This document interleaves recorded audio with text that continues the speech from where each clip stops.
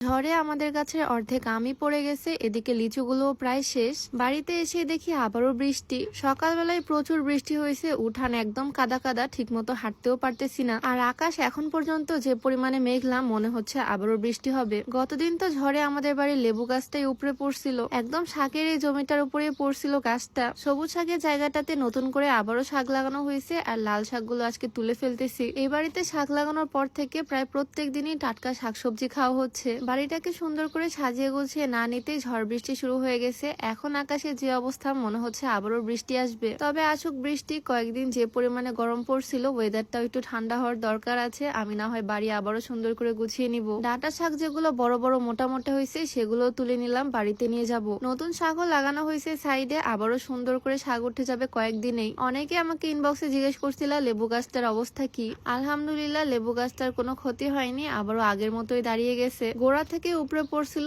সুন্দর করে আবারও সোজা করে শিকড়গুলো মাটিতে পুঁতে দেওয়া হয়েছে। বৃষ্টি হলে আরো লেবুতে রস হবে, লেবুগুলো বড় বড় হবে। এই লেবুর গন্ধই এত সুন্দর, ভাতের সাথে খেতে খুবই ভালো লাগে। আমি এই বাড়িতে আসলে লেবু ছিঁড়ে নিয়ে যাই। ভাগ্যিস আমাদের গাছের লিচুগুলো আগেই ছিঁড়ে ফেলা হয়েছিল, নয়তো এই শিলাবৃষ্টি আর ঝড়ে একটা লিচুও থাকতো না। কয়েকটা লিচু রাখা হয়েছিল, এগুলো আমি পেরে নিলাম, এখন সবাই মিলে খাবো। আমাদের বাড়ির পাশে বড় পুকুর, একদম ফাঁকা জায়গা, সেজন্য ঝড়ে এত বেশি ক্ষতি হয়েছে। হচ্ছে গাছের অর্ধেক আমই ঝরে পড়ে গেছে। এই আমগুলো এখনো পাকেও নি, কয়েকটা দিন গেলে আমগুলো এত সুন্দর পাকতো আর এত মজা লাগতো। তবে এই আমগুলো নিয়ে গিয়ে আচার দেওয়া যাবে। নিজেদের গাছের জিনিস সবাইকে দিয়ে খাওয়ার মজাই আলাদা। আরো অনেক রকমের শাকসবজির বীজ হাট থেকে আনা হয়েছে। কয়েকদিন পর ইনশাল্লাহ আমার বাড়িটা আরো গাছগাছালিতে ভরপুর হয়ে যাবে। ওই যে বলে না, আল্লাহ যা নেয় তার থেকে আরো দ্বিগুণ ফিরিয়ে দেয়। যাই হোক, আকাশ দেখে তো মনে হচ্ছে আবারও ঝুম বৃষ্টি আসবে। আজকে আমি যে সুন্দর বোরখাটা পরে আছি, ইনার কোটি, সুন্দর হিজাব, ফুল এই আবায়া সেটটা আমি নিয়েছি Dubai abaya closet Facebook page থেকে। একদম লং একটা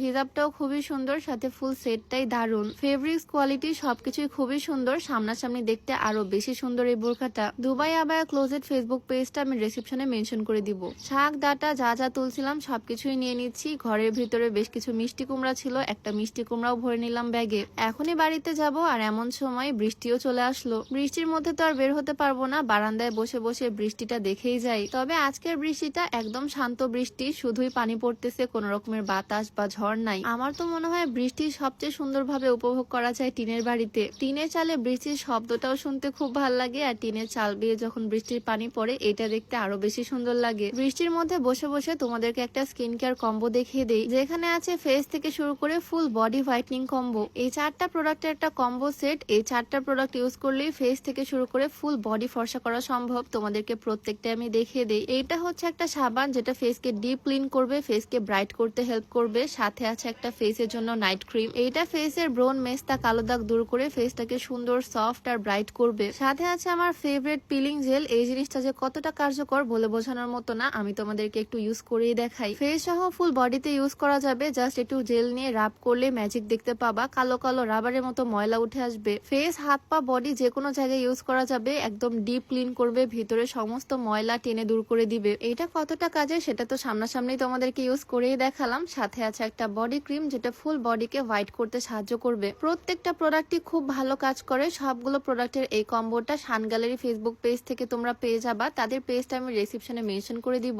তোমরা চাইলে শান গ্যালারি ফেসবুক পেজ থেকে স্কিন কেয়ারের ফুল এই কম্বোটা নিয়ে নিতে পারো। তো যাই হোক, এদিকে বৃষ্টিও শেষ, আর উঠানের মধ্যে একদম পানি জমে গেছে। প্রত্যেকটা ঋতুরই আসলে আলাদা আলাদা সৌন্দর্য আছে। বর্ষাকালে একদমই অন্যরকম। কাদা মাটির মধ্যে হাঁটতে গিয়ে আমার হিলের নিচে একদম কাদা লেগে গেছে, আর এদিকে আমার হাজবেন্ড কি সুন্দর করে পরিষ্কার করে দিচ্ছে। কারণ এই জুতা পরে হাঁটতে গিয়ে পা পিছলে পড়ে গেলে আমাকে নিয়ে ডাক্তারের কাছে তাড়ি দৌড়াতে হবে। যাই হোক, মজা করতেছি, সে এমনিতে অনেক বেশি কেয়ারিং। বৃষ্টি মাত্র থামলো, আবারও বৃষ্টি আসার আগে তাড়াতাড়ি বাসায় যেতে হবে। আম, লেবু, শাকসবজি সবকিছুই তুলছি, আর সব ব্যাগ ভর্তি করে নিয়ে বাড়িতে যাচ্ছি। আজকের ভিডিওতে আর বেশি বকবক করবো না। সবাই ভালো থাকো, সুস্থ থাকো, দেখা যাবে নেক্সট ভিডিওতে। সবাইকে আল্লাহ হাফেজ।